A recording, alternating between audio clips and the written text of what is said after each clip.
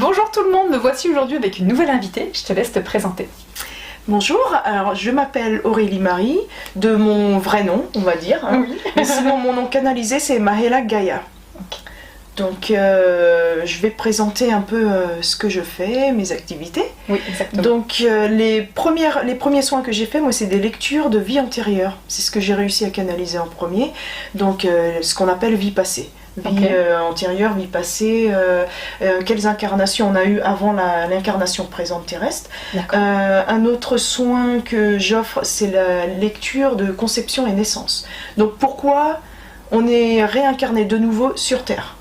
Qu'est-ce qui s'est passé pendant la naissance, avant la naissance, la conception, le cheminement de l'âme en fait avant la réincarnation présente, et les raisons pour lesquelles l'âme s'est réincarnée en fait. Pourquoi on est revenu sur Terre et quel est notre rôle. Et pourquoi on a choisi ces parents-là aussi Oui, c'est ça aussi. Pourquoi, pourquoi on a choisi ses parents et pourquoi aussi on a choisi les enfants qui se sont réincarnés en nous.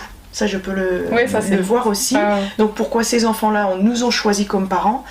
Mais c'est essentiellement le chemin de notre âme et d'écrire, enfin essayer de comprendre quel est notre rôle de vie, notre mission de vie. Et de libérer aussi, je dirais, parce que dans la vie intra-utérine et la naissance, les traumas aussi ont lieu. Et quand on prend conscience de cette part impalpable, mais qui s'est inscrit dans notre corps et qu'on continue à perpétuer en étant adulte, et bien on vient aussi potentiellement libérer, et puis toi tu aides à cette libération, de ce que j'en comprends, tu viens libérer ces traumas puissants, enracinés déjà in utero, quoi. Donc c'est juste incroyable. C'est tout à fait ça, parce que je vois souvent les traumatismes qu'il y a déjà eu au niveau de la grossesse, enfin, quand la maman était enceinte, ce qui s'est passé, les ressentis en fait de l'embryon, du fœtus, quand il était tout petit et en grandissant, les relations qu'il y a eu avec les parents avant la naissance et ensuite la naissance. Quel genre de naissance c'était, à l'hôpital ou à la maison, enfin, comment s'est déroulée la naissance. Ça j'arrive aussi à le voir, et donc il y a des soins à faire, assez souvent d'ailleurs, pour essayer de guérir tout ça, parce que le traumatisme commence pendant la grossesse. On en dira un petit peu plus dans une vidéo qu'on vous dédiera spécialement sur le sujet. Est-ce qu'il y a d'autres soins que tu proposes? Oui, alors il y a des soins quantiques, moi j'appelle ça soins quantiques, parce que faute de vocabulaire exact, je fais des soins à distance, énergétiques. On pourrait comparer ça à du magnétisme, mais c'est plus que le magnétisme, parce que je canalise l'information. En fait. Donc si quelqu'un me dit il y a une douleur à la tête, je canalise, j'essaye de me mettre au diapason avec la personne et d'essayer de comprendre d'où vient la douleur. Alors est-ce qu'il y a aussi des relations, des liens avec les vies antérieures, ou alors peut-être on va dire la naissance, puisqu'on parle de ça. Exactement. Ou une opération. Ou est-ce qu'il y a une faiblesse tout simplement du corps? Ça peut être le corps aussi où il y a eu dans la famille, quelque chose qui fait un poids sur une partie du corps. Tu cherches l'origine en fait, de ce qui pose problème. Et ensuite je canalise toujours les informations, et c'est toujours avec une demande, ce qu'on appelle la source, ou Dieu, le nom qu'on lui donne, le créateur. J'ai toujours accès avec... il faut toujours demander la permission, en fait, de pouvoir faire un soin, ou alors d'obtenir une information, et de tout simplement offrir le soin, ou alors je demande quelle serait la méthode la plus adaptée. La plus adaptée. D'accord, ok, très bien. Est-ce que tu nettoies les lieux, les personnes? Oui, alors les habitations. Ce qu'on appelle les esprits qui sont restés coincés sur Terre, il y en a beaucoup.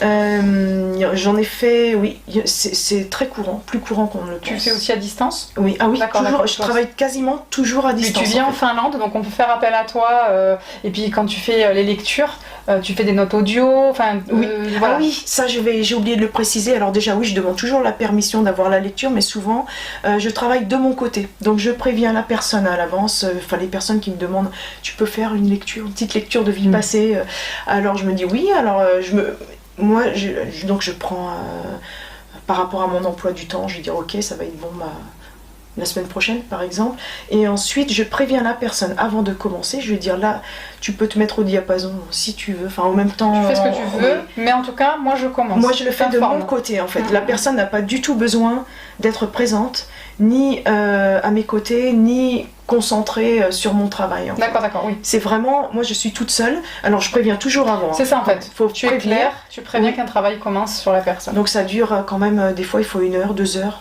2h30 des fois de lecture. Et ensuite je fais un enregistrement audio, ce qui dure souvent une demi-heure, entre 20 jusqu'à 40 minutes, suivant ce que j'ai canalisé. Et ensuite je préviens la personne que là c'est terminé et j'envoie le dossier. D'accord, très bien. Bon, bah c'est très clair. Est-ce qu'il y a d'autres choses que tu proposes aussi? Ah oui, c'est d'enlever alors les entités qui sont dans les habitations, mais aussi accrocher aux gens.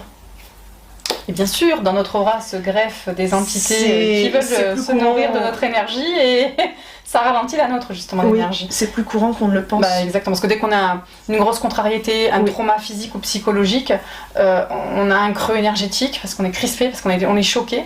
Et donc du coup, tout ce qui traîne et qui a envie de continuer à vivre, parce qu'en général ces entités ne savent pas du tout qu'elles sont décédées, puis il y en a qui le savent, mais bon, elles veulent rester quand même, elles se greffent. Et des fois on se coltine plein d'entités qui nous bouffent notre énergie et qui nous manipulent un petit peu vers des choses pas très cool. Bon, il y a des entités qui sont neutres, mais c'est quand même pas notre énergie. Donc c'est pas juste qu'elles soient là, elles ont un chemin de lumière à faire que tu proposes avec beaucoup de bienveillance. Tu prends le temps d'accompagner ces entités à la lumière. C'est tout à fait ça. Et la plupart, on dit souvent que les patients en fait, ou les consultants ou consultantes qui viennent nous voir sont liés finalement à nous. Enfin, il y a quelque chose qui les attire. C'est pas pour rien qu'on vient vers les gens. Et moi, j'ai beaucoup d'entités traumatisées.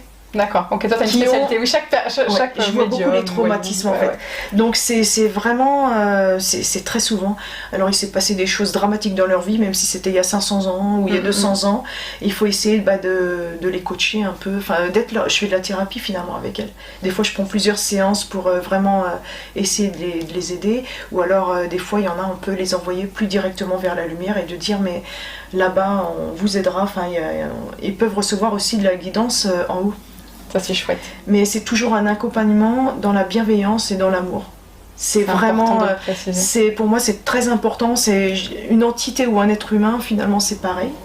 Je les vois la même chose, sans âme on ne peut pas s'incarner, donc et on se désincarne avec l'âme qui reste. Donc, mais oui, c'est ça. Oui, bien sûr, c'est une personne à qui on s'adresse en fait. Et je les perçois comme je ne les vois pas avec les yeux. Tout est télépathique. D'accord. Et quand j'ai les canalisations, enfin, je fais les canalisations pour les vies antérieures, il y a les images qui défilent comme un film. D'accord. C'est vraiment incroyable. Voilà, tu as développé cette potentialité chez toi et c'est fascinant. On reviendra ensemble pour parler de différents sujets encore avec toi. Je te remercie beaucoup. Merci pour l'invitation. Merci infiniment. Merci à vous de nous avoir écoutés. On vous dit à bientôt. Et merci à vous tous. Merci, à bientôt. Au revoir.